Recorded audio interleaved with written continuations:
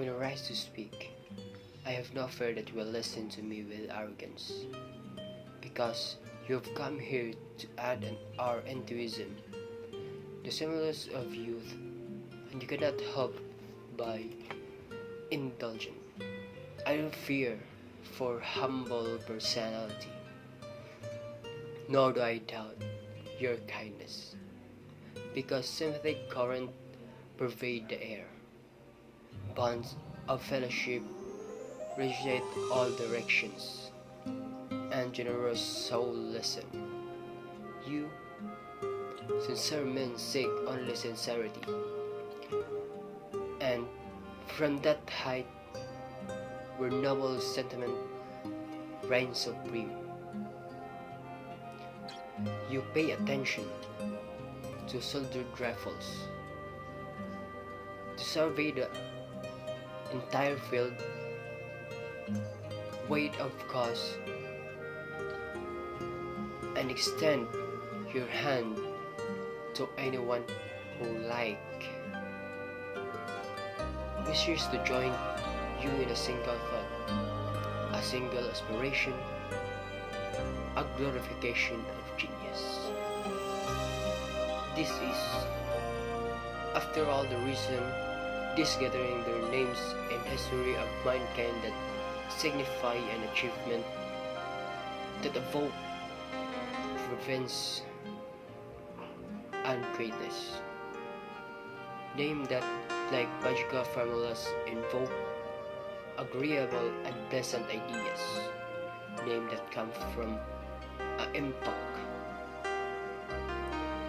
a token of place, a bond of love among nations.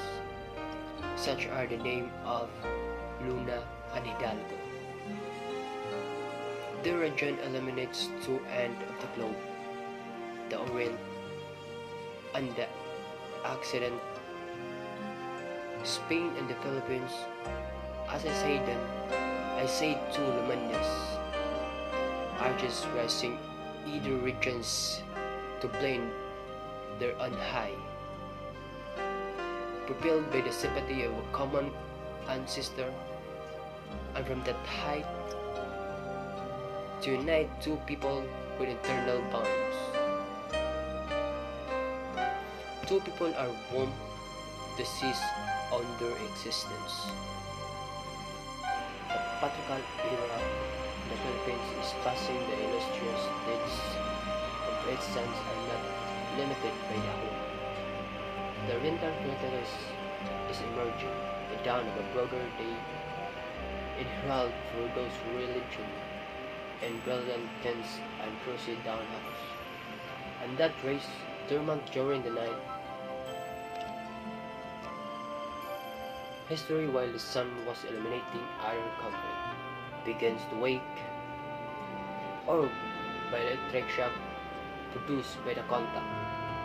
This you will be aware, and you take pride in it. The beauty of the games that surround you is due to you. They drown in nature. Poetry nature grant a tremble in her cataclysm, transformations, and conflict of forces. Nature, sweet, peaceful, and melancholy, and constant manifestation and change.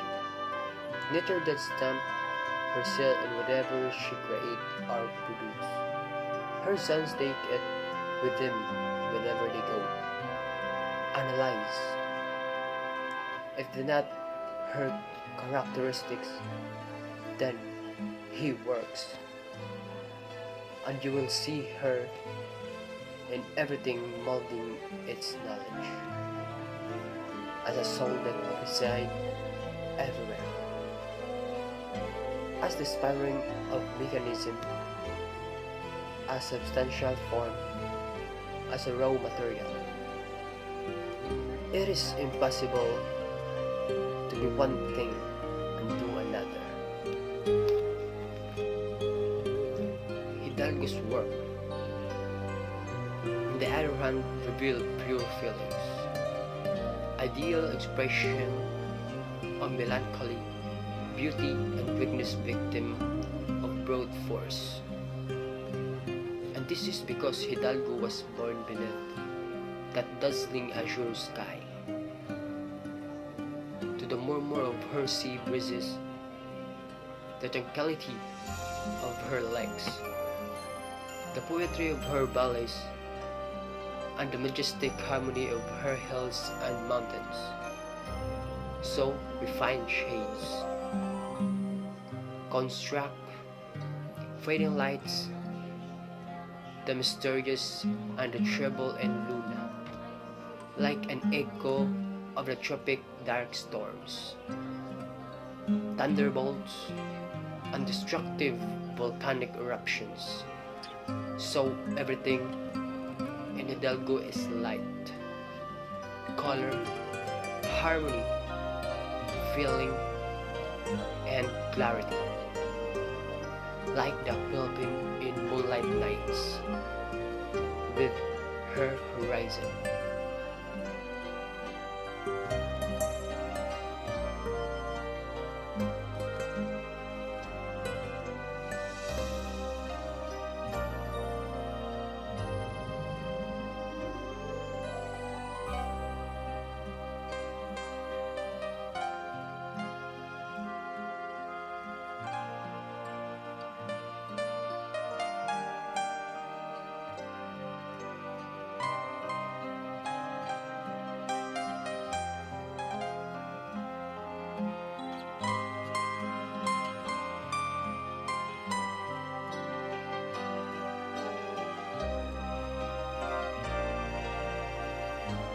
This opponent of progress, like sickly nurse, are corrupting the people's hearts.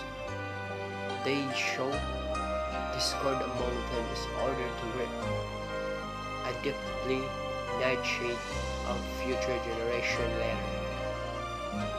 But these problems are ever peace to the dead, because they are dead. Their breath and soul are gone.